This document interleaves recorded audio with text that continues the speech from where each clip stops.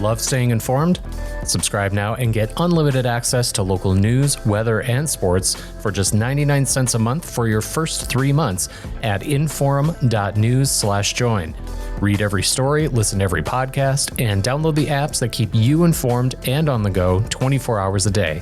So head to inforum.news/join right now to subscribe. What are you waiting for? Get 3 months of local news for just 99 cents a month at inforum.news/join.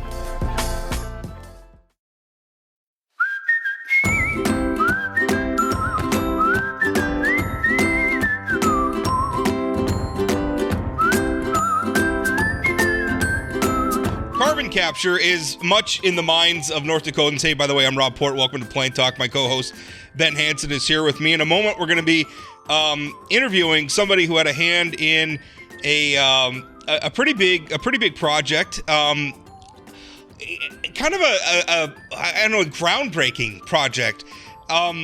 It's the Blue Flint Ethanol facility. It's a Harvestone company. Harvestone CEO Jeff Zueger is joining us. They began active CO2 injection in October. So they're taking the carbon dioxide that their facility is producing, and they are injecting it, I think it's like a mile down underground. Blue Flint is the second facility in North Dakota actively capture and inject CO2 under what is called the Class 6 primacy. Now, North Dakota is the only state in the nation to have this, where essentially our state regulators can go ahead and basically permit these projects and get them going. Red Trail Energy, and by the way, I interviewed those folks. They had their project a while back, got it up and running. Blue Flint is the second, and they're the first facility in the United States operating under the Inflation Reduction Act. So this is a really, really big deal, and I wanted to have Jeff on to talk about, first of all, obviously the project at his facility, how important carbon capture is for the ethanol industry and all those things. Jeff, welcome. Thank you for making time and coming on. Yes, thank you. So, looking forward to our discussion. Yeah, so lay some of this out for me. The first facility operating under the Inflation Reduction Act, what does that mean? Well, so there was a path for carbon capture and storage projects and enhanced oil recovery projects and some other kind of transitional energy projects to monetize federal tax credits. And then there were also some changes that helped smaller CO2 production facilities qualify for those over the last, that started in 2018 when some laws were changed and made them a bit more friendly for projects to capture carbon and gain some federal tax credits in and around it. And in the Inflation Reduction Act that was recently passed, there were additional modifications to the Section 45 tax credit values, the criteria for qualifying for those values. And then there were a few other kind of energy incentive, energy transitional elements added, like a 45Z that incents low carbon, low energy input, renewable fuel solutions. So we're the first ones that will be operating under the Inflation Reduction Act and monetizing a direct pay 45Z option. So that's North Dakota essentially on the cutting edge. And I mean, you lay all that out. I mean, one of the challenges in capturing carbon, really whatever industry we're talking about, is that carbon emissions are what's called an externality. You're not in the business of producing carbon. You're in you specifically are in the business of producing ethanol. The carbon is a byproduct. And so capturing that carbon and doing something with it, there has to be an incentive to do it. And essentially what you're describing is the government creating that incentive, creating, I guess what you would call a market to incent companies like yours to do something about the carbon.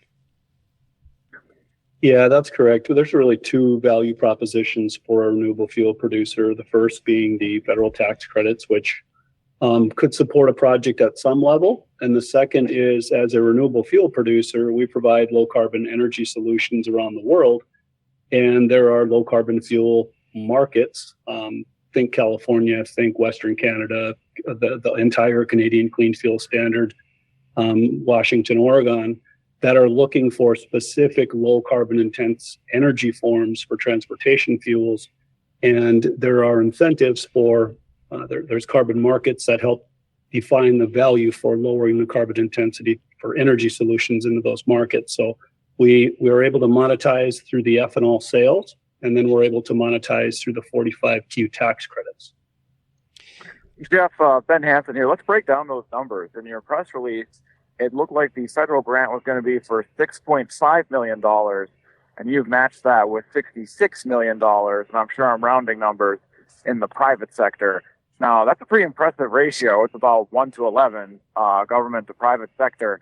Can you sort of break down for folks what that means as far as, are you getting that $6.5 million in one lump sum as it's a grant? Is it anything you have to pay back to the government, or is that simply money you receive as long as you meet certain conditions? And then can you kind of break down where that private sector funding is coming for us?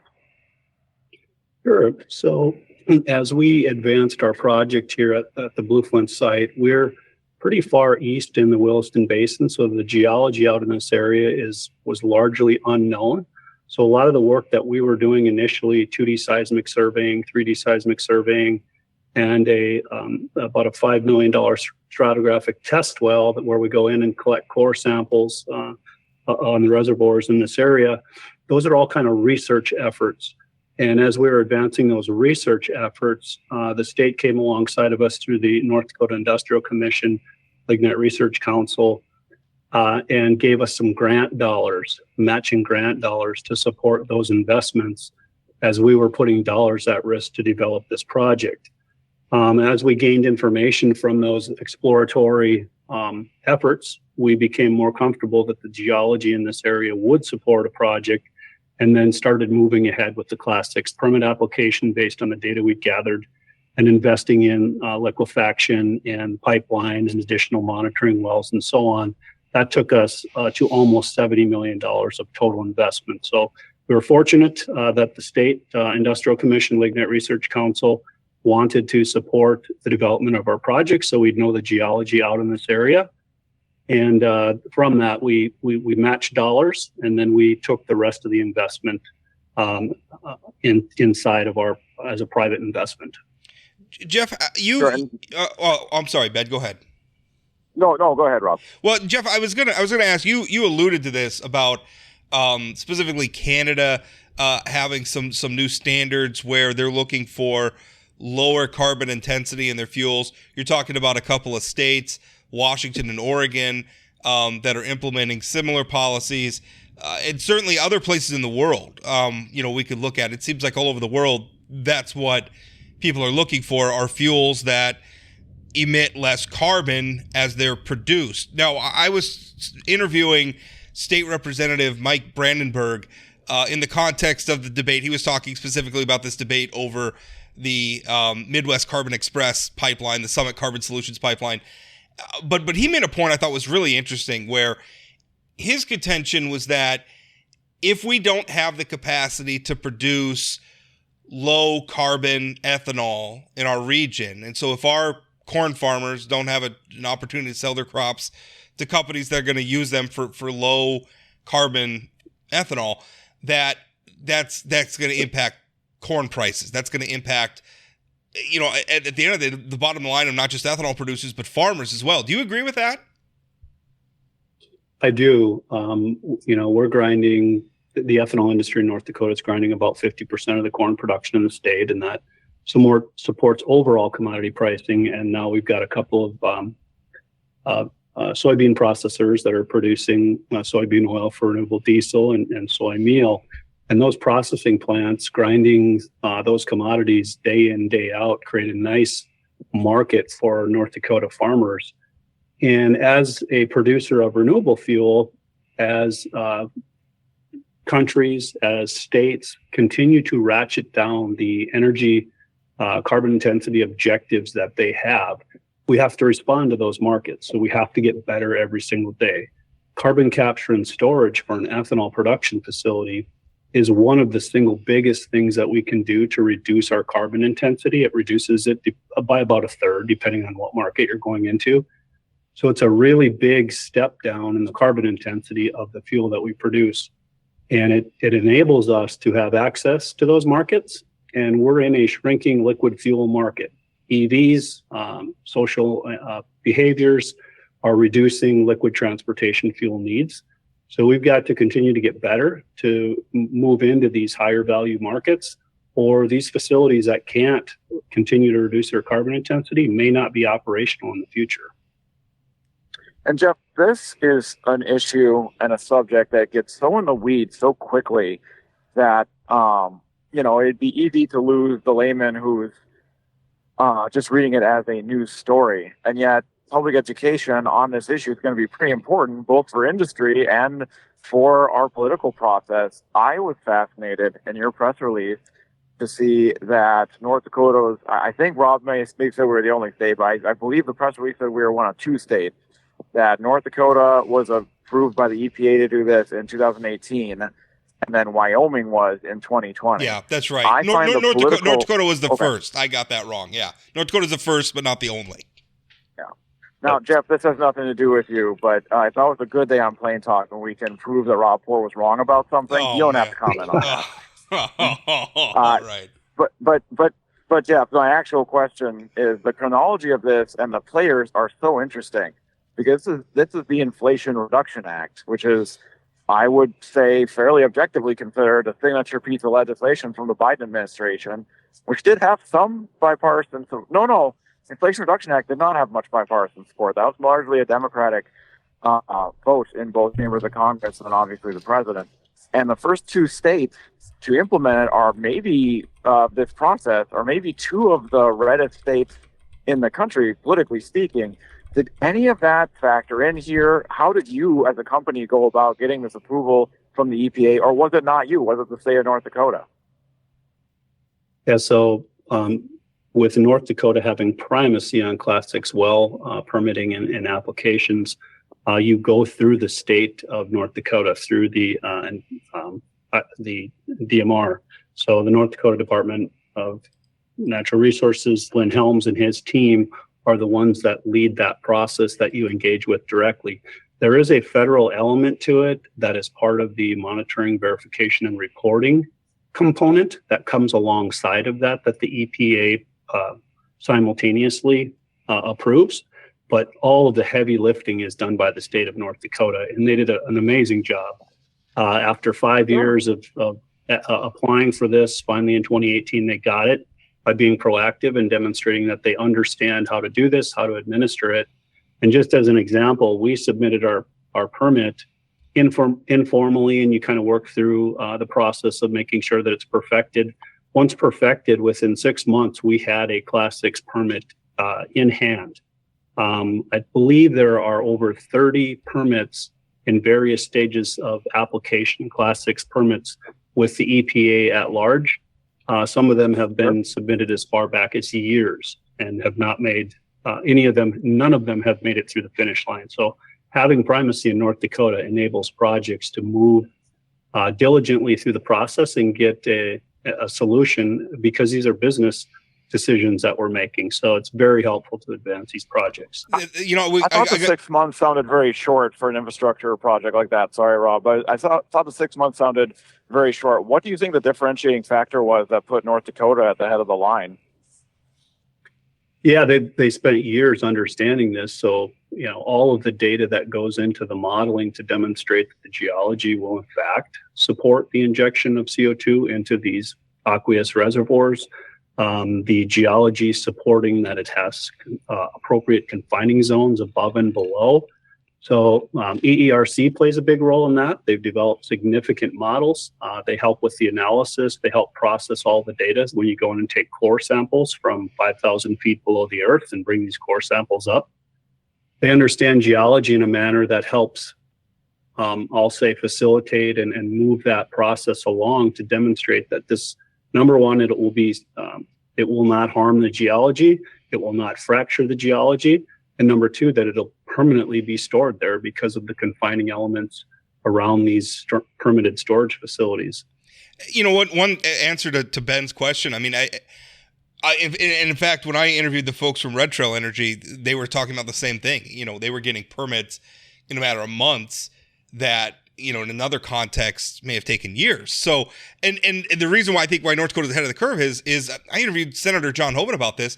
He was talking about how some of the carbon capture and injection, some of that got started all the way back when he was governor. Yes. North Dakota leaders have been working on this for a long time. And Ben, to your point about the Inflation Reduction Act, there were a lot of things in the Inflation Reduction Act. If we had taken just this carbon capture stuff and had a straight up or down vote on it, I think you would have seen all of North Dakota's leaders giving a thumbs up to it, which is, that's a whole other issue about the way we package things in Washington, D.C.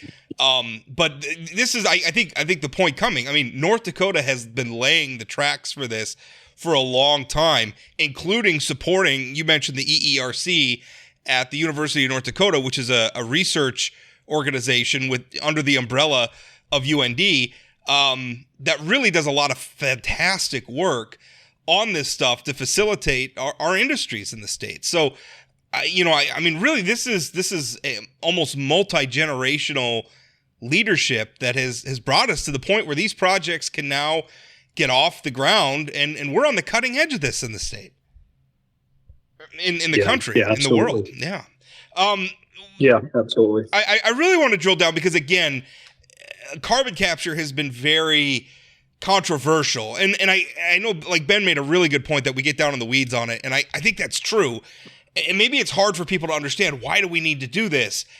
And I think the answer, and you can correct me if I'm wrong, Jeff, but to me, it seems like what you're saying the answer is this is just where the market is. So, for instance, if you're Coca-Cola and you're saying, why do we have to offer anything other than just good old original formula Coca-Cola? That should be good enough for everybody. Why do we need to do it? And the answer is, well, the market wants Diet Coke. There's a large market out there for people who want Diet Coke. And so it would be foolish of us not to serve that market. That's essentially what's happening here. Whatever we may think of it, whether we like Diet Coke or not, whether we like low carbon fuels or not, there's a market for it in the world.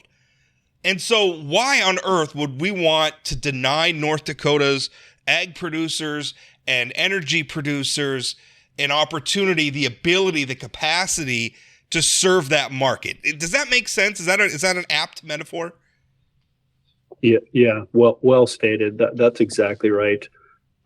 We can try to serve these markets, or somebody else can, and we can stand on the sidelines and determine whether or not we're going to have a business to run. So, fortunately, we have the geology in this region of the state to support these types of projects, and we've been able to advance them. So, it's a culmination of the state getting primacy, so you can do this in a diligent and somewhat reasonable time frame, so you can advance a project.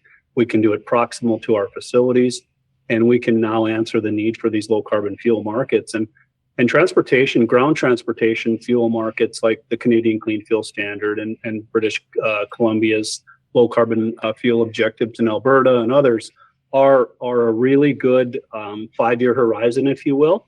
But when we think longer term, sustainable aviation fuel, ethanol with low carbon intensity like this type of fuel can be a feedstock to sustainable aviation fuel. And I believe that there's a high likelihood that we get a sustainable aviation fuel manufacturing facility in North Dakota because of these types of things. So not only will we be producing fuel for ground transportation, but also for aviation in the future. Do you feel like... Jeff, I'm sorry, go ahead. Go ahead, Rob. No, I'm sorry, go ahead, Ben. Jeff, do you feel... So there's always the question with public subsidies for private sector involvement, and here is what, I don't know if it will quite be legally classified as a public-private partnership, but it's a grant, and there's taxpayer dollars here from both the federal level and the state level. If someone were to take a more cynical view, or just a more, stress testing view of the project, and say, well, you're receiving this many taxpayer dollars, you raised much more from the private sector. Why couldn't you just do this from the private sector? Why couldn't you just innovate with private sector money and receive all the benefits back yourself? What kind of economic development is this going to generate? How many jobs is Blue Flint going to be sustaining in North Dakota? What would your response to that be? Yeah, we're talking about how early on the curve this type of a project is. So we're taking significant financial risk to go out, do a stratigraphic test well, 3D seismic. So we're putting dollars at risk. And if you're putting dollars at risk and you can only see a short term, I mentioned like a 5-year horizon on transportation fuels because of some of the other things that are coming, renewable diesel, renewable natural gas, and other solutions, electric vehicles potentially being able to displace these low carbon fuels that we're producing. It's hard to build an economic case around that. So the incentives that the government puts in place are to get these development processes moving down the development cycle. So early adopters get projects put in place, you get better, you get more cost efficient at doing these things, and you're able to demonstrate that you can do them. And then those incentives generally fade away. So I think that without the tax incentives, we would have had a hard time doing this project. And so you're saying that makes sense because it's a more long-term project that doesn't see the kind of immediate turnaround that you might see in other individualized products in the private sector? That's correct. To me, it looks like, on one hand, we're talking about an emerging bleeding edge technology. I know I've talked a lot about how many years we've spent laying the tracks to this, but this stuff's new. We're breaking new ground with this. North Dakota's leading the way in a lot of ways. And when you're kind of first through the door, I think it's an appropriate role of government to help grease the skids a little bit, prime the pump. And also Jeff, you're in the ethanol industry, so that's understandably the lens that you're looking at this through. But from the taxpayer's perspective, we have a lot of carbon heavy industries in North Dakota. We have oil, we have gas, we have coal, we have agriculture, frankly, is in general a pretty carbon heavy, can be a pretty carbon heavy industry. So it's great that this is happening for Blue Flint. It's great that it's happened for Red Trail. It's great that these important industries can capture their carbon and put it underground, and we're figuring out how to do that. But as we figure out how to do that, we can start to apply that to our other industries as well and create opportunities for those industries, and also maybe create a new industry in our state for bringing carbon from other places, which is what the Summit Pipeline is all about, bringing carbon from other places and burying it all around. So when I look at it, it's not like as a taxpayer, Jeff, I'm looking at what the taxpayers have invested in your project. And I think that's a good investment, not just because Blue Flint is an important company in our state, but also because this is important. This is an important technology for our state. Do you agree with that? Yes, I do. Absolutely. Sitting here, I'm looking out the window. I see Blue Flint Ethanol. I see Coal Creek Station. I see Falkirk Mine.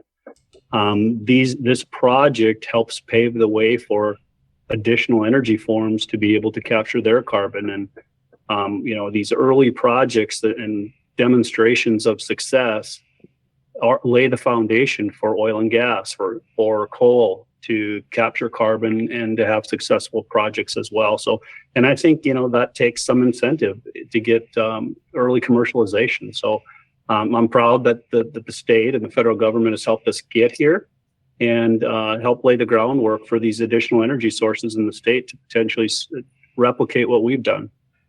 Well, Jeff, I Jeff, think... I mentioned... Sorry, go ahead. Go ahead, Ben. One last quick one, Jeff. I mentioned it before, but I've got a bad habit of layering my questions with 7 different questions in them. Can you let folks know how many jobs is Blue Flint looking to add to North Dakota, or maybe already has here in North Dakota?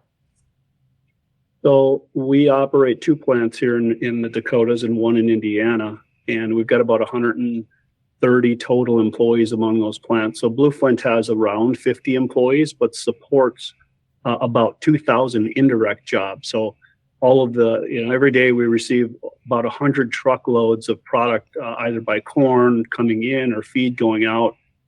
We bring in processing inputs and outputs. So a large amount of indirect jobs are supported by these facilities. Our company is over almost 800 million in revenue. So this is these facilities, while they have a smaller footprint, have a large financial impact. Maybe smaller direct jobs, but a lot of indirect jobs associated with this. And carbon capture and storage added additional, we invested almost $70 million to get this done, which brought significant jobs in, and now has added 4 jobs additionally at the site. If you've been hearing Ben and I talk over each other a little bit, it's because normally we record these by video call, but Ben is calling in today by phone, and Jeff is as well. That's just everybody's got busy schedules, and that's how it works. So if you're hearing us talk over a little bit, that's what's going on. We don't have the same visual cues that we usually have. Jeff, I thank you so much for coming on the show and for talking about this. I think even as much attention as I do feel like this has gotten, I still feel like a lot of this is kind of flying under the public's radar, right? I don't know that they're paying a ton of attention to this, and I think they should be, because I think, first of all, first and foremost, what's happening here is great for the ethanol industry. It's great for corn growers. Great, that's great, but the ancillary benefits as well are enormous. I wrote this in a column recently. Carbon capture, carbon sequestration. This is the technology that the future of North Dakota hinges on. This is so important. So I was so happy that you came on and spoke about this. This is an important project. Congratulations. Yes, thank you. Thank you for covering it and recognize how important it is. So appreciate that very much. All right, we're going to let Jeff go, and we'll continue with more Plain Talk coming up next. Hi there, my name is James Wallner. I produce and host the podcast Dakota Spotlight, a true crime podcast that tackles historical and unsolved crimes in the upper Midwest. Follow along with me as we search for a missing girl, attempt to solve a 45-year-old murder, and much, much more. That's Dakota Spotlight Podcast, anywhere you get your podcasts, or at inforum.com/podcasts. All right, just finished up our interview with Jeff Zueger from his company is actually Harvestone. He's the CEO of Harvestone, and then they own the Blue Flint Ethanol plant. And again, it's really frustrating, because I watched some of the debates about especially like during the recent special session. I saw Senator Jeff Magrum, on the floor, complaining about that we would be capturing this carbon. It's plant food. Why would we even need to be doing this? And it's like, you don't understand. This is what the market wants. We may not like it, but these decisions aren't being made in North Dakota. North Dakota has... Rob... Sorry, go ahead. No, Rob, I do apologize for all the interruptions. I'm coming to you live from my office on the way down to Sioux Falls today. My office in a car. But speaking of that, I wanted to say I was making a trip between Mitchell, South Dakota, where the Corn Palace is, in Sioux Falls, and I saw one of those handmade signs, farm signs, out by some ag land that just said, "Stop risky pipelines. Call somebody." And it was like a Heritage Foundation project or something out here. So this isn't just even in North Dakota. The opposition to this sort of thing from what would be considered more Freedom Caucus members, analogously, even extends out to other states. It's an absolutely bizarre alliance when it comes to being anti, that specific piece of carbon capture technology. Yeah, it's really one of the best examples of sort of horseshoe politics, where you have the extremes, left and right, kind of coming together on an issue. Because on the extreme left, you have people that just... all they care about is shutting down coal plants. They don't think about grid stability. They don't think about the jobs. They don't think about any of that. They just hate coal. And it doesn't matter to them if we have a technology that can clean up coal and make it better. They're just against it. So, and then you have, sort of the far right, which is bought into, climate change is a hoax, and it's Bill Gates conspiracy theories and all sorts of stuff. Well, and it's Bill Gates is a fun, weird turnaround too, because I'm old enough to remember in the 90s when the Clinton administration was hauling Microsoft in for congressional hearings as to whether or not Microsoft was a monopoly. And they might have had a little bit of a point with that, but it was at the time something that I remember in general, Republicans were defending him and saying, he's a businessman, stop punishing him for being successful. Yeah. Well, it's when he sort of, it's when he sort of, boogeyman of the Republican Party. It's when he sort of transitioned from being a businessman to using the massive fortune he amassed to, kind of pursue certain ideological, I don't want to call him agenda. I'm not trying to make it sound sinister at all. It's his money. He can do what he wants with it. If he wants to use it to promote certain things, that's his right. But some of the things he's promoted is stuck in the crowd, although a lot of it's just way over the top.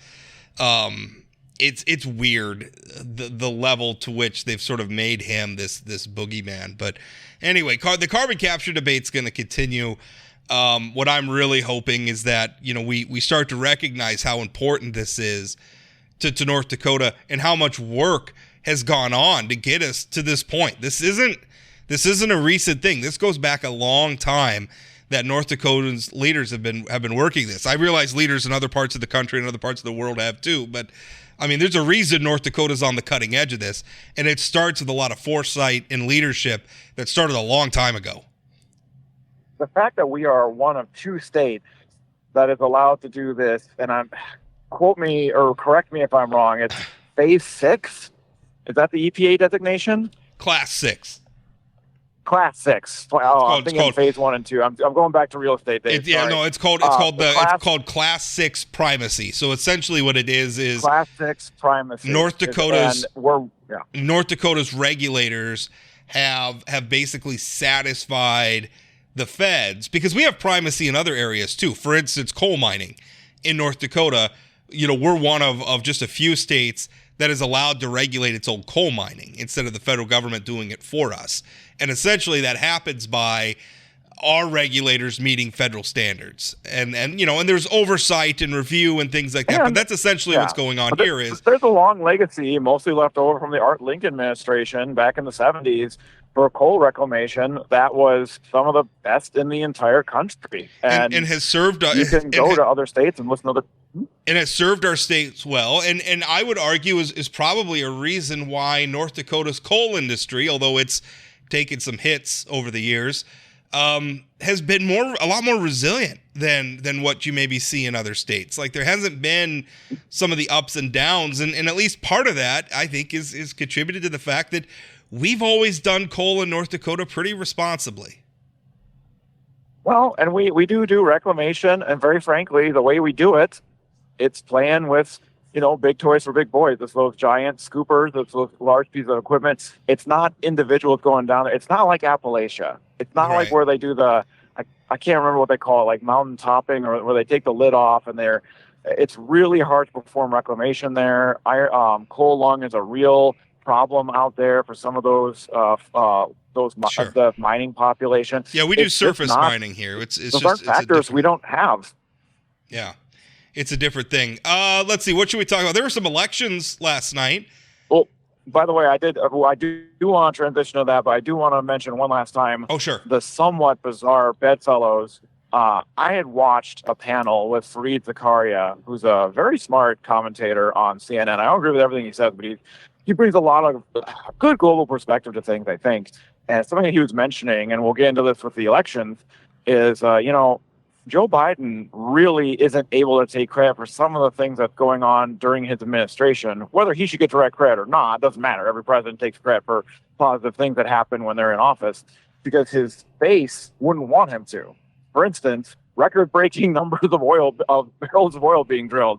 He doesn't really talk about that because his base doesn't want to hear it, but it's happening. Yeah. The job creation numbers are, the GDP growth is way bigger than when Trump held a big press conference to say the economy is exploding under me, and it's got rocket fuel since I've had the tax. You know what's kind of funny is people aren't feeling it. If you roll back the clock to when we had the 2008 collapse and we were trying to recover, and it was the Obama-Biden administration in office, the same kind of thing was happening. A lot of the recovery that we saw under Obama-Biden was being driven by places like North Dakota, places like Pennsylvania, and fracking, and the oil and gas industry. Absolutely. And they didn't want to take, I mean, it was kind of an uncomfortable truth, but that's reality. I think sometimes we get pie in the sky and we all get so busy with our ideologies that we forget that there are certain undeniable, immutable truths about the economy. We can't just turn away from oil on a dime. We can't just turn away from coal on a dime. And it's with this project, I think you can directly relate something to key legislation with the Biden administration, which is the Inflation Reduction Act. I mean, there are few things more Joe Biden than the Inflation Reduction Act, outside of talking about Scranton and, I don't know, being the senator from Delaware. It's one of the things he is most associated with. And that is it's not like a side factor here. It's the main factor in the federal grant dollars being used by a project in North Dakota. Some of the 45Q stuff, those happened in bills long before a lot of this stuff is being. I think the point that you're making there is not nuanced enough, because the Inflation Reduction Act had a lot of things that many Republicans found objectionable. If we were talking about just an up or down vote on carbon capture and sequestration, you would have seen a lot of Republicans voting for that.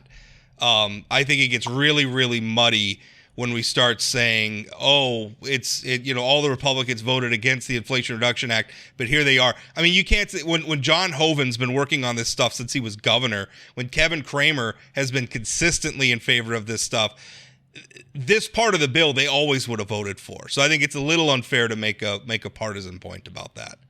I push back on that. You can make the omnibus bill package, I guess, but there's a lot of, like, when I hear even Burgum's talking points about we have to do a 180 turnaround from the Biden administration. Everything they're doing is that's wrong. Fair. By the way, my state's getting $6.5 million from this thing, and I don't think 3 years after Obamacare passed, I might be wrong, you would ever see an all-Republican delegation showing up to some rural hospital that had been saved or helped under Medicaid expansion to celebrate something that the ACA had helped secure. I think it would have been too toxic. It's interesting how quick the turnaround is on this and the Infrastructure Act. But those are I would argue that there was not a turnaround. I don't know that there's been a louder voice in Congress for 45Q, louder voices than John Hoeven and Kevin Cramer and frankly Kelly Armstrong. So again, they didn't turn around on this issue at all. They've always been here in this issue. They made out of light to the overall Inflation Reduction Act, but they didn't. I mean, there was no turnaround on this issue, Ben. You're saying that they are taking the LL Cool J stance and they don't want to call it a comeback because they've always been here. Yeah. Well, yeah, I think that's reality. They've always been here. And I mean, really, I think we're both making an argument. I don't like these enormous omnibus bills where we talk all sorts of stupid things. Are not some of them not stupid, but it's like, we take something people. I don't like it. It's an overall poor form of governance because it's not giving every issue its day in court, so to speak, in both the court of public opinion and to get full scrutiny from senators and House members. But frankly, the carbon capture stuff, I mean, if it was voted on its own, you probably see a lot of Republicans cross the aisle and vote for it, and you probably see a lot of like progressive Democrats not vote for it because they don't like it. So, this stuff's complicated, but I think everybody understands the points that we're trying to make. And speaking of national politics, there were some elections last night. Ohio passed another, I think they're the 7th state now that has voted to protect abortion rights. Although I think everybody, like every time one of these votes happens, they're sort of portrayed as an unalloyed victory for the pro-choice movement. But I'm looking at them. For instance, the constitutional amendment that the people in Ohio voted on last night is not a full-on legalization of abortion. It protects abortion rights, but essentially sets a viability standard. I mean, the Ohio legislature is still free to ban late-term abortion. I have argued all along that is where most Americans are. Republicans and Democrats. I think most moderate Republicans are fine with a limit on abortion that happens somewhere in like the 15 to 20 some week margin. But there is plenty of people who think, if you thought if you think that abortion should be banned after 10 weeks, you probably could have voted for that amendment in Ohio in good faith. So I don't know that it was, but definitely. Sorry, go ahead. I think there's good other context for Ohio too, because Ohio used to be a bellwether state. There was old kind of kind of tired cliche, as Ohio goes, so goes the nation, which has not been true for a couple cycles now. It's turned has more of a Republican turn. I think it voted for Trump by 8 to 10 points. And what's really interesting is Ohio, I think, went more for Trump during one of the elections, either 16 or 20, than Texas did. Yeah. And that's just it's a change of demographics. But they have a Republican governor who's not very Trumpy, Mike DeWine, but he's definitely a Republican. And this passed by more than 10 points. And I would need to look at the language, and I haven't. So I apologize. It's an assumption, and just apologies in advance if I'm just straight up wrong about this. But I believe a differentiating factor with this abortion vote, the vote over abortion in Ohio, is it's a little more proactive than some of the other statewide ballots. For instance, in Kansas, it was a bill to ban abortion, I believe. Whereas in Ohio, this language was, this is legal within certain parameters. And so that's more of a for than a are you for an all-out ban, I think. Again, I haven't. Yeah, I'm sorry I think offering a word with comment. I haven't read the ballot measure. I think you can make that argument, but I think it left enough room that I think that where most people are, because most people do want to regulate abortion to a point. They don't want it. Most people do not want it completely banned, but most do want a restriction. And then, of course, comes the debate, where should the line be? And that's where things maybe get a little muddier. But this one still allowed, what passed in Ohio still allows for a line to be drawn. The question would be where. And I think that's where most Americans are. Most Americans are not at one of the two extremes, which is that abortion should be legal all the way into the third trimester, or that abortion shouldn't be legal at all. Most people are in between those two extremes, and I think the vote in Ohio carried that out. I think where it's really bad for Republicans is in Kentucky, where you have an incumbent Democrat just won. He beat comfortably a Trump-backed challenger, and not only did this Democrat win by a larger margin than he did in his first time he got elected, but he also, I was reading an analysis, he won. He picked up a lot of counties in Kentucky that Trump won, and so that sure looks bad.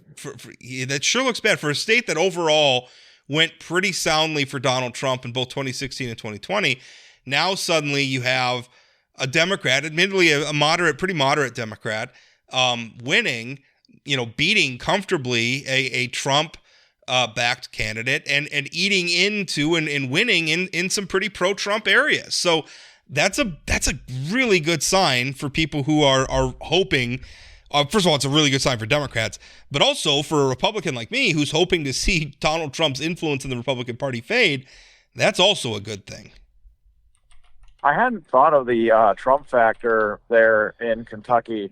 I will say Andy Beshear, the governor there, I would call him a uniquely talented political operator. And I think most Republicans in Kentucky would agree. I mean, given the election results, I would certainly agree.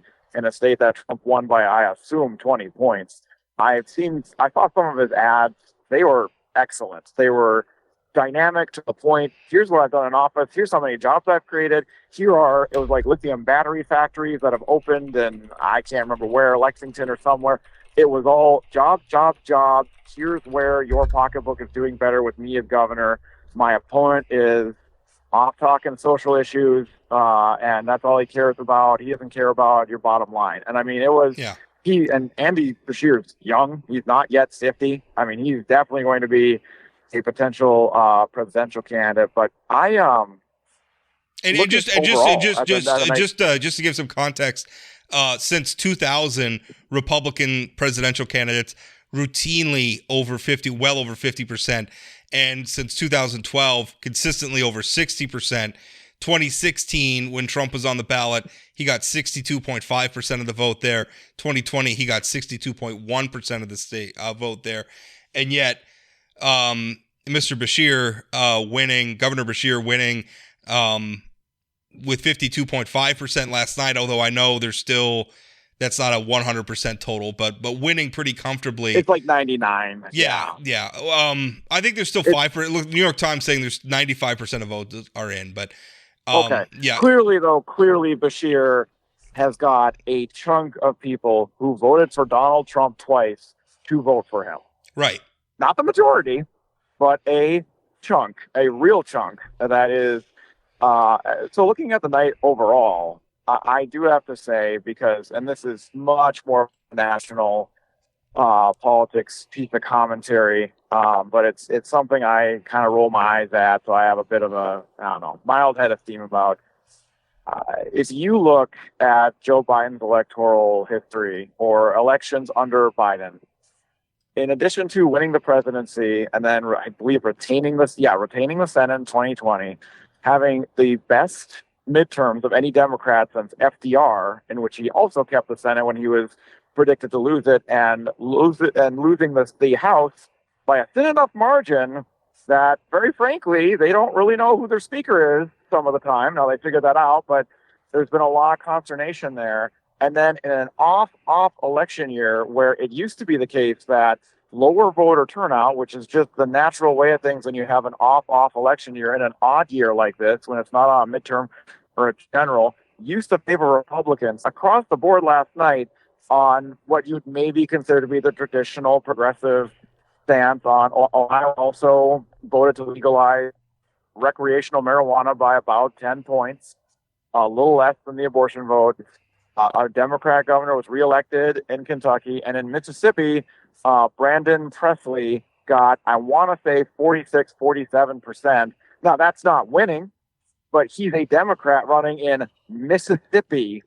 That is a much higher margin than I'm guessing Joe Biden or Hillary Clinton ever got there. And in Virginia, the Senate, the state Senate and state House have now gone both back to Democrats. They had lost the House, and the governor there had been making a lot of inroads with a lot of mostly social issue causes that now he is going to get blocked from because he has a split legislature under him, and again, an off year.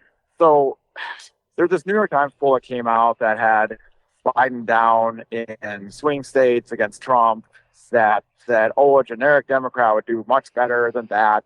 And I wonder when the coastal, mostly East Coast, kind of New York, DC media-based talking heads are ever going to stop wringing their hands about how terrible things are for Democrats, because it's tiring to me, and I'm almost done with the rant, I promise. Donald Trump gets elected while losing the popular vote, but gets elected in 2016, gets hit pretty good in 2018 in the midterms, loses in 2020, goes worse in the popular vote, then and loses more seats.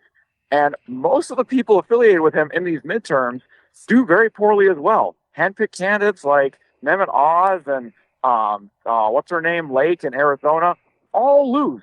And the general consensus is, oh no, Donald Trump's coming in 2024, and it looks like he's going to win. Except for every election result we've had past 2016. I just, when does the reality? Well, I wanted to ask you, because I had a column today saying that Joe Biden should get out of the presidential race, and my argument has more to do with just, I mean, I am anybody but Trump at this point. It cannot be Donald Trump. I think he's an existential threat to our republic. And by the way, in Mississippi, Mississippi's had Democratic governors in the not so recent past. Tate Reeves, who was just reelected, is the third Republican governor in a row. But as of 2004, they had a Democrat, Ronnie Musgrove, in Mississippi. So Mississippi, a little more purple maybe than people might think. But regardless, that's beside the point. I have anxiety because I worry that Donald Trump, I mean, we can look down the ballot and we can look at a lot of the people that Trump endorses and they lose. I mean, I think it's accurate to say Donald Trump has cost Republicans in Congress. I mean, he's terrible down the ballot, but also Donald Trump is a singular person. And Joe Biden's not running against anybody down the ballot. He's not running against Kari Lake. He's not running against Dr. Oz. He's running against Donald Trump. And I worry about Joe Biden having enough vigor to run a campaign. I worry about, and also the fact that presidential elections are not settled by the popular vote. They're settled by the Electoral College, which is unlike any other. I mean, every other election that we've been talking about is settled by the popular vote. Correct. So, but he won that last time too. He did. And I don't take that away. I'm very worried. Now, I want to believe that you're right. I want to believe that you're right, Ben. And I say that as somebody, I don't particularly want Joe Biden to be in the White House. It's just I would rather have him than Donald Trump. Because I'm a conservative, believe it or not. Despite what his signature legislation is doing for Blue Flint in your home state. I'm sorry, I had to get the. Well, again, a very large portion of Joe Biden's party would have voted against carbon capture if it had been on its own. Just as Republicans voted against the overall bill, despite the fact that carbon credits were in it. So that's neither here nor there. I really worry that Joe Biden can't win. And frankly, from a civics point of view, I think Americans deserve a better choice than two creaky old men who are far past their prime, one of whom is a dangerous demagogue. I would like to see our election have better choices across the board. And by that, I don't mean RFK Jr., who I just recently heard a comedian describe as the world's oldest Nepo baby. Yes, he's many other things besides that. RFK Jr. is also a very dangerous demagogue. That is a bored, rich man who's been reading a lot of really weird websites in his mansion out in California his whole life. And if you ever get down to any details of what he says, that guy is more than out to lunch. I mean, he's a weird dude. But I think there's a lot of people that think he's just another candidate. He's one of those blustery, kind of rich New Englanders that has generally center-left views. And, he's in the make and model, its head and all the rest of them. And he is not. He thinks that Wi-Fi gives you the brain bleed, and he has said some very uncomfortable racial things surrounding COVID, and that is just the tip of the iceberg. He's a weird guy. He is, definitely. But I don't know. I mean, that's my contention. I wish Donald Trump would drop out of the race, but he doesn't have the decency or the integrity or frankly the humility to do something like that. I think Joe Biden does, and I wish he would. And make way for some younger Democratic leadership to come on and hopefully beat Trump. And then maybe we can get back to where I could root for Republican presidential candidates again. And listen, your point's taken. The narrative there and what the two men at their current age means for the country makes sense.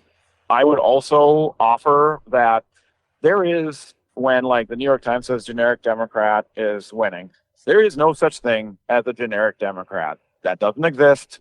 The moment you insert Andy Beshear, Gretchen Whitmer, the two-term governor from Michigan, Amy Klobuchar, the I think 3-term senator from Minnesota, I'd love to see someone like Tammy Baldwin from Wisconsin take a run for it, or Sherrod Brown from Ohio. I think he's getting a little bit older. He's not Joe Biden's age though, and he still carries Ohio handily, and he's very good at talking to blue-collar voters. There's a lot of Democrats. I can come with all these hypothetical examples, but when it's not the comfortable, instead of Joe Biden, we'll have the perfect Democrat run, and it's the much more uncomfortable real contest with real people with real flaws, there is a ecosystem between Fox News, AM radio, a lot of websites that will assign that candidate something. With John Kerry, it was flip-flopper. With Obama, it was like, what, do you try to do like Barack Obama, what, it was Sean Hannity. I mean, there'll be some kind of nickname assigned.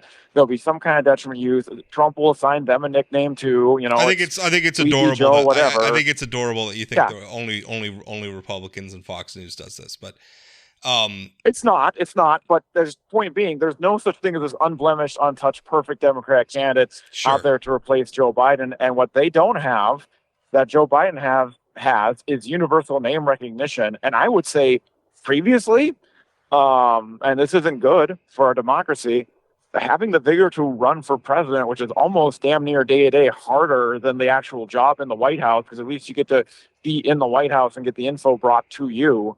I would say that really matters. But people are so damn sick of politics and the R versus D. 47% on each side is already locked up. Honestly, you put Joe Biden next to Donald Trump, the more exposure Donald Trump has, the more he's out talking to people about windmills killing whales, because that's the real things that Donald Trump talks about right now when he's on the stump. He will look horrible by comparison, and they will say, I know who Joe Biden is. I guess I'll vote for him. I think that is another scenario, too. Versus Dean Phillips, I don't know who that guy is. Yeah. Well, I don't know that Dean Phillips is the right guy, but like a Gavin Newsom, I don't know. I will say, Newsom would get killed. He's a governor from California at the end. Game, set, match. He oversaw California. He's going to make the rest of I already have the ad written. He's going to make the rest of the country look like California. Is that what you want? No. Vote for Trump, the end. Okay. Well, I will say, I think you have a point in people being sort of reintroduced to how weird Trump has gotten. Because we follow, people like you and I follow this stuff day in and day out. The average voter kind of tunes out between elections. And I don't know how closely they've been paying attention to what Trump has sort of become.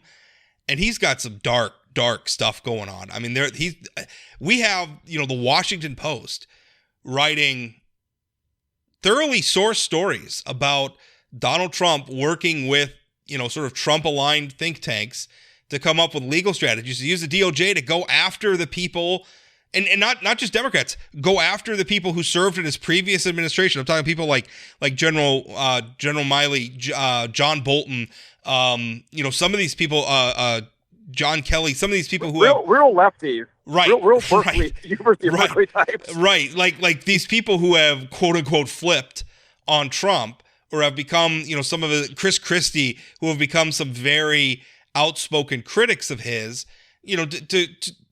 to go after him. And he's talking about it on the campaign trail. He's talking about, I am your retribution. It's all about revenge for Donald Trump. You have, Steve Bannon out there is calling, when Trump gave that speech in Waco, Texas, saying, I am your retribution, I am your vengeance. And then, Steve Bannon's calling it his come retribution speech. And I don't know if you read the article in The Atlantic where come retribution was apparently a Confederate code word for a plot to assassinate Abraham Lincoln. That's such an odd term, and it doesn't seem like it's a coincidence that it's popping up in both of those contexts. I would hope, and I will admit right now, Ben, that my faith in humanity is running pretty low right now.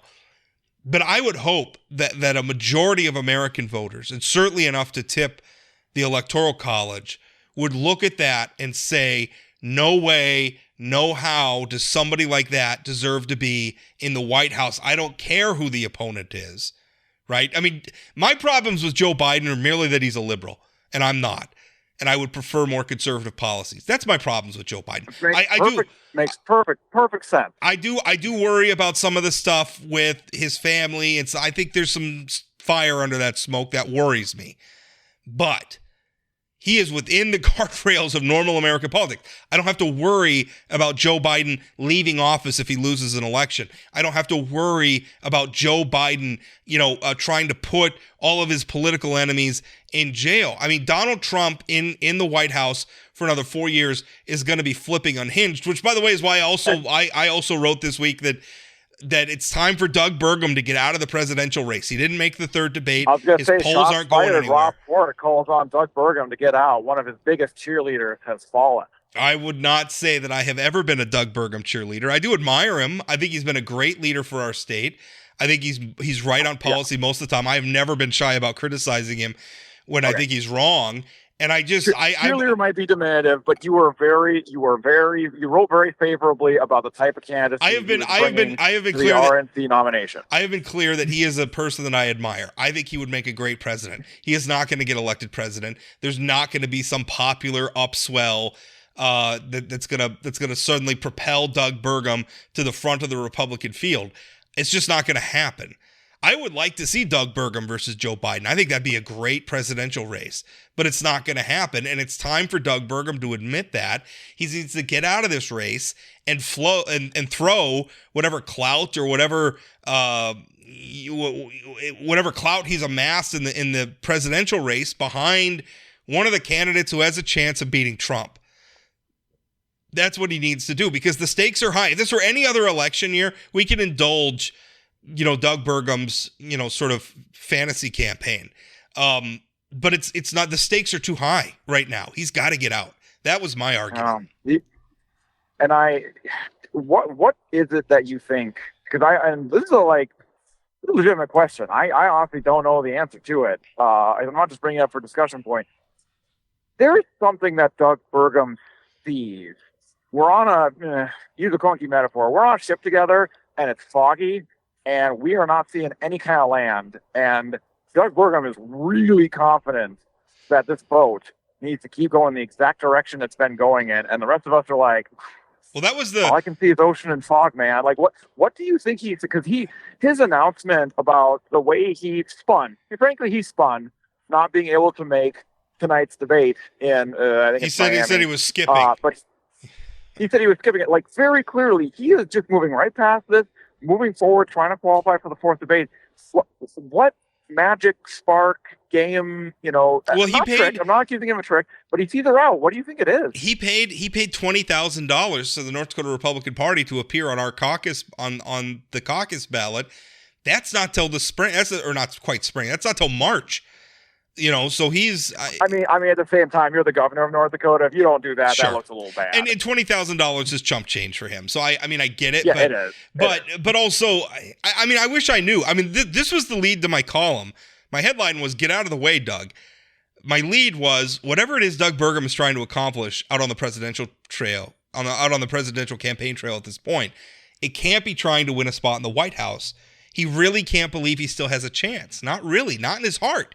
So if whatever he's doing out there, I don't know if he's still just trying to raise his name recognition. Maybe he's looking down the road at 2028. I think he knows. I don't think Doug Burgum is not a stupid person. He's not a delusional person. He's trying to do something here. That's what I'm saying, is that it's very clearly deliberate. It's no, I'll give them this much credit, although they look, more and more crazy to people. And then, the definition, the difference between crazy and success, or crazy and genius is how successful you are. Sure. The campaign and he look extremely confident in the direction they're going. They're not changing the messaging at all. They're not really changing the tactics at all. And I actually don't think he's trying to do a name rec thing for 2028, because he's dipped his toe now. I don't really think there's anyone saying that, like, if you quit now versus going through Iowa, New Hampshire, and South Carolina, that just sets you up so much better for 2028. I don't think so. There's some kind of route. There's some kind of something he's seeing here. I'm wondering if the easiest one is, are there internals somewhere that say if Donald Trump gets convicted, the bottom truly falls out, and then it's jump ball, and if you pulled out early, you're a fool, because now we have a whole new ball game. Maybe, but a lot of the explanation I got. A lot of the surveys that get conducted in places like Ohio and New Hampshire, and even nationally, ask respondents, who's your first choice? Who's your second choice? And I'll tell you, most of the time, Doug Burgum's not doing much better as a second choice either. So, if there's data out there that's saying that if it's a jump ball situation, because Trump is disqualified, maybe he's kept off states, by this legal challenge under the 14th Amendment, I don't know what it is. If that happens, I don't think there's going to be those voters are going to go somewhere. I don't think they're going to go to Doug Burgum. I think they're going to go, probably if they were hardcore Trump people, they're probably going to go to like a DeSantis or a Vivek Ramaswamy, not Doug Burgum, sure. Right? The sort of people who might go to Doug Burgum are probably going to go to Nikki Haley, who's by the way is the candidate who's on the move. Granted, she's still eating Donald Trump's dust, but she's the candidate on the move. So I don't see it. That's why name recognition is the only thing, and I don't think anybody has to say. I think what he's hoping is maybe he could pull off like a strong, maybe like a third place or a strong showing in Iowa and New Hampshire, and then that'll be enough, and then he could kind of wrap it up until 2028 on the assumption. But again, I think his ambitions need to be tempered to reality. If Donald Trump gets a second term in the White House, it is going to be an apocalypse for Republicans. It's going to be an apocalypse for this country. And this is the time where personal ambitions need to take a back seat to the Republic. And I say that, look at what Kim Reynolds just did in Iowa. Kim Reynolds, the governor of Iowa. She just backed Ron DeSantis, who is very, very far behind Donald Trump. She has just invited for herself a world of trouble from Trump world, right? She stuck a knife in his back. Yeah. Donald Trump asked her to endorse him, and she said no. Ron DeSantis is no sure bet in Iowa at all. I mean, the way he's been fading in the polls, that's not a safe bet. But she made it, and I think it's because she's putting her personal ambitions behind what's best for her party and behind what's best for the country. That's how I perceive what Kim Reynolds. Even in safe red states that are still, I look at both Dakotas. Both senators from the Dakotas, Kramer and Hoeven, endorsed Doug. Now that makes a little bit more sense when you could kind of put your hands up and say, well, a hometown guy is going to get advantage. Senators Thune and Rounds from South Dakota both endorsed Tim Scott. Now, he's a fellow senator, but do you think the Trumpy primary voters take that excuse if they're looking for political purity? I don't. And so there is some movement afoot there. Just don't know if it matters once you go to the primary. It's like what I was saying about people fretting about Biden's like electoral ability. It's a lot of speculation, but when it comes to actual voting, he does pretty damn well. And I think Trump is going to do extremely well in these Republican primaries. I think he's probably the nominee already. I think that argument, like there's a reason we actually hold the votes and don't just do opinion surveys. Yeah. I think that argument works pretty well for Joe Biden. I don't think it works that well for Doug Burgum. I mean, not when you're that far behind, right? I mean, opinion surveys can be wrong, but are this many opinion surveys that consistently put Doug Burgum at barely registering a heartbeat nationally, barely registering a heartbeat in Iowa, in New Hampshire, in South Carolina, in Nevada? I don't. They're not all that far off. Yeah.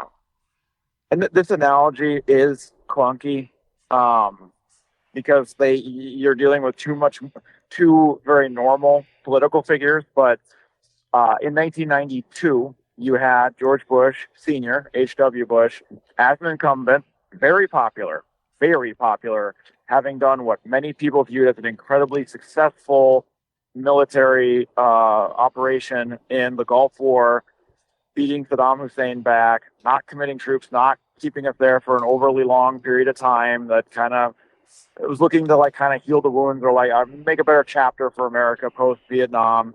And there's this obscure governor from Arkansas running as one of many versus the governor of California, the senator from Iowa. And Bill Clinton gets trounced in Iowa. He comes in second in New Hampshire. And he just kind of snakes his way through the primary, racking up pretty good second. And then eventually in the South, first place wins. And it kind of takes it on plurality. Then winds up winning and becoming a two-term president, which we all say, oh, that's natural now. But back when he was starting, back when he was running, back when he was being clobbered in Iowa, there's plenty of people internally or otherwise saying, why is this governor from this small southern state that nobody cares about running against a popular incumbent who just got done with the Gulf War? This is you're tilting at windmills. What are you doing? Now, George H.W. Bush nor Bill Clinton are of Trump's stripe. So the analogy breaks down quick. It's so hard. It's hard to use spinning that in the Burgum camp. It's hard to use it's hard to use historical examples to illustrate anything with Donald Trump, because describe for me another president we've had that's like Donald Trump. I get you like Andrew Jackson. You could argue insofar as he was a very populist, very brash person, certainly stretched, executive branch authority to its limit. But that's also Andrew Jackson. I mean, that's more than a century ago. I don't know. Yeah, the country was literally the country was different. There were less states. By the way, Andrew Jackson's election, the first time in American history we ever tabulated a national popular vote. We didn't even bother to count the national popular vote prior to that. All right. Well, we're gonna put a pin in it there. We're gonna stop, and because we're about 10 minutes over time, you got a little bonus time on this episode of Plain Talk. All right, so that was great stuff. Be sure to read my columns. Hey, by the way, I wanted to mention if you've listened this long, if you would leave a rating, whatever platform that you're listening to the podcast on, maybe it's Apple Podcasts, maybe it's Spotify, whatever it is, you would leave a rating, honest review, however you're feeling about things. I would sure appreciate it. By the way, if you ever want to get in touch with me, you can always email me, rport@forumcom.com. I realize that's super awkward. Don't ask me why our company did that, but we did. It's rport@forum, F-O-R-U-M, com.com.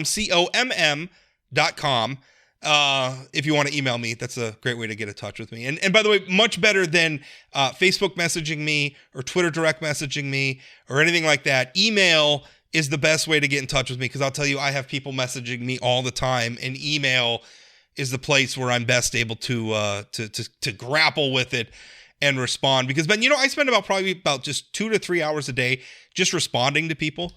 Just responding to emails, responding to messages on Facebook, responding to Twitter messages.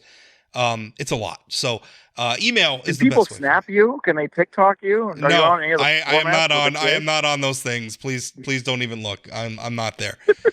You will not find me. I am on Threads, though. I am on Threads, but I don't have that many followers because, honestly, I forgot that even exists. Yeah, I don't have that many followers. And also, if you follow me, I don't spend a lot of time on social media, like, trying to get followers and stuff.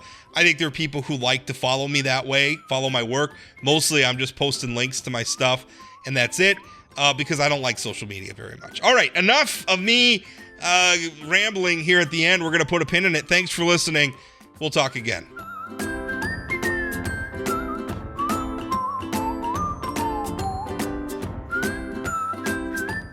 Did you know Forum Communications Company has a robust podcast library?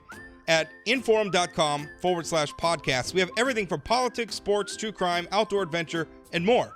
Visit inforum.com/podcasts and explore them all today.